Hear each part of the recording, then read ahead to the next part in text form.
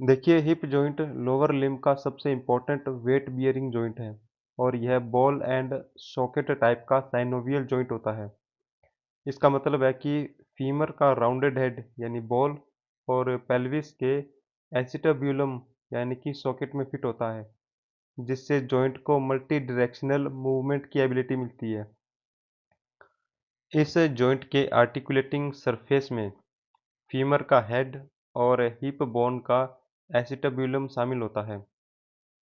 एसिटाब्यूलम एक deep cup shaped cavity होती है जो फेमोरल हेड को सिक्योरली होल्ड करती है, जिससे जॉइंट स्टेबिलिटी काफ़ी बढ़ जाती है।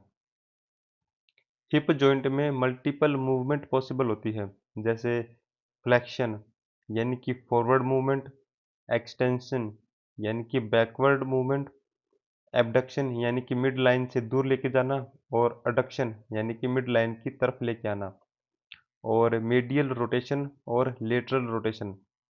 यह wide range of movement locomotion, posture और बैलेंस के लिए काफ़ी ज़रूरी होते हैं। इस जॉइंट की सबसे खास बात यह है कि इसकी स्टेबिलिटी सबसे ज़्यादा होती है।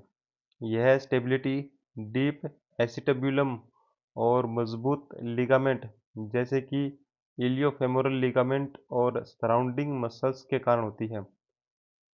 यही कारण है कि यह जॉइंट बॉडी वेट को एफिशिएंटली बियर कर सकता है, वो भी बिना आसानी से डिसलोकेट हुए। क्लिनिकल पॉइंट ऑफ व्यू से देखें तो hip dislocation usually posterior direction में होता है, खासकर ट्रॉमा जैसे कि डैशबोर्ड इंजरी में।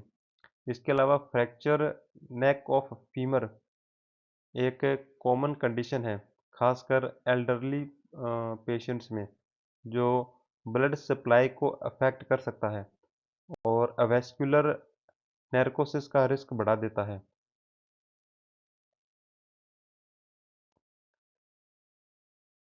देखिए नी जॉइंट लोअर लिम्ब का सबसे बड़ा जॉइंट होता है और यह एक मॉडिफाइड हिंज साइनोवियल जॉइंट है। मॉडिफाइड मतलब यह सिर्फ फ्लेक्शन और एक्सटेंशन ही नहीं करता, बल्कि फ्लेक्स्ड पोजीशन में थोड़ा रोटेशन भी करता है। इस जॉइंट के आर्टिकुलेटिंग बोन्स हैं फीमर, टिबिया और पटेला। फीमर और tibia main weight bearing articulation बनाते हैं, जबकि पटेला एंटीरियर साइड पर रहकर क्वाड्रिसेप्स मसल की एफिशिएंसी को बढ़ाता है और जॉइंट को प्रोटेक्ट करता है। नी जॉइंट में मेन मूवमेंट होते हैं फ्लेक्शन और एक्सटेंशन, जो वॉकिंग, रनिंग और सिटिंग जैसी एक्टिविटीज़ के लिए ज़रूरी होते हैं। जब नी फ्लेक्स्ड होता है, तब इसमें स्लाइट रोटेशन भी होता है, जो मूवमेंट को स्मूथ और अडेप्टेबल बनाता है। इस जॉइंट की स्टेबिलिटी मेनली लिगामेंट्स और मेनिस्काई को प्रोवाइड करते हैं। मेनिस्काई मतलब जो जॉइंट के दोनों तरफ एक फाइब्रोकार्टिलेज के पैड्स होते हैं, इनको मेनिस्काई बोलते हैं। इम्पोर्टेंट लिगामेंट की बात करें तो पहला है एसीएल यानी कि एंटीरियर क्रूशिएट लिगामेंट। ये टिबिया को आगे की तरफ स्लाइड होने से रोकता है। और दूसरा है पीसीएल यानी कि पोस्टीरियर क्रूशिएट लिगामेंट। ये टिबिया को पीछे की तरफ डिस्प्लेसमेंट से रोकता है।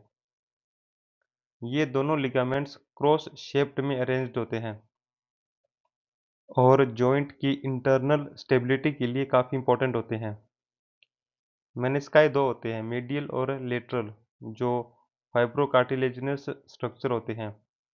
ये शॉक को एब्जॉर्ब करते हैं और लोड को डिस्ट्रीब्यूट करते हैं और जॉइंट सरफेस के बीच कॉन्ग्रुएंसी को बढ़ाते हैं, जिससे स्टेबिलिटी और स्मूथ मूवमेंट मिलती है।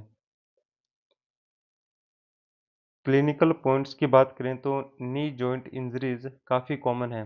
एसीएल टियर अक्सर स्पोर्ट्स इंजरी में होता है, जिसमें सडन ट्विस्टिंग मूवमेंट इन्वॉल्व होता है। मेनिस्कल इंजरी भी ट्विस्टिंग फोर्स से होते हैं और पेन, लॉकिंग सेंसेशन दे सकते हैं। इन इंजरीज के कारण नी इनस्टेबिलिटी डेवलप हो जाती है, जिससे नॉर्मल मूवमेंट अफेक्ट होती है। एंकल जॉइंट, जिसको टेलोक्रूरल जॉइंट भी बोलते हैं, ये लोअर लिम्ब का एक हिंज साइनोवियल जॉइंट है जो mainly up down movement allow करता है।